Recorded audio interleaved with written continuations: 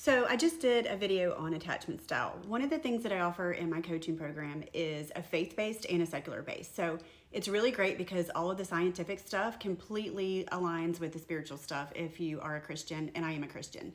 And so it all works together. So if you are faith-based, it's great to be able to get through the coaching tools and learn about the stuff from a faith-based perspective. So that's not for you. Keep scrolling. There'll be more videos specific to attachment styles with the 5 relationship stages, but this one is for other people that are Christians. So one of the things that I wanted to talk about was how the 5 attachment styles would look if you were a Christian. And so in the beginning, in the romance phase, the difference between a Christian and maybe somebody else would be that we're really looking to get to know our person, even on that carefree, fun level, with true intent of getting to know that person and what we can bring to the table and what we can pour into them.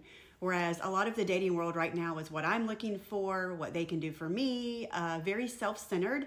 As a Christian, we shouldn't be going into a relationship with that in mind. And we shouldn't be going into it with lust in mind. We should truly be getting to know the person. And so that's how the romance stage looks different if you're a believer.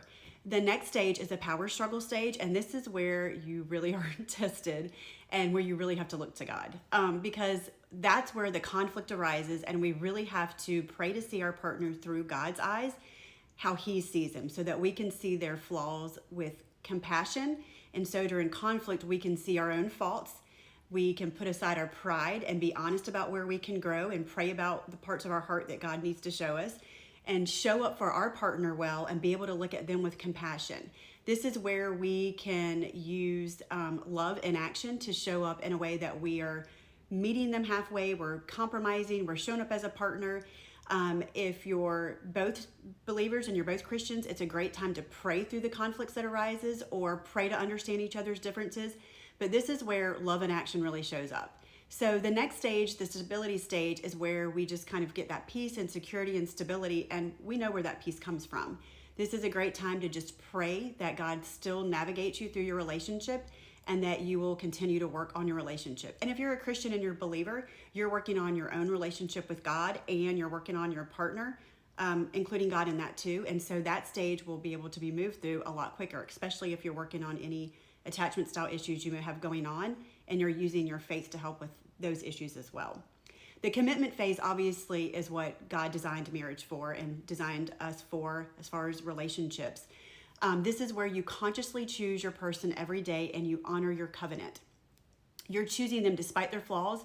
There's lots of forgiveness that you've already had to go through with the problem-solving stage, right? Which is one of the key components of being a Christian, is forgiving, receiving, and giving forgiveness. And so once we're in the commitment phase, we're really able to feel secure that no matter how we show up, and we know we're going to let each other down, we know we're flawed, human, sinful human beings, and so we know we're going to let each other down, but we also can rest assured in the safety and security of our relationship because we've established that commitment, that we've chosen each other indefinitely, and we're going to show up in the good times and the bad times, and we're going to forgive when necessary.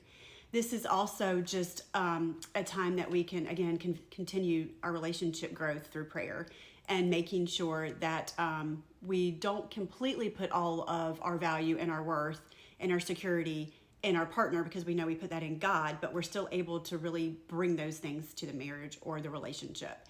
And the last phase, the bliss stage, is where God really shows up. This is what God calls us to do, to be bigger than ourselves. Our marriage, if you're married, is of course a way to closely resemble the relationship that God has with His church and to show up in that same way as best as we possibly can in our marriage.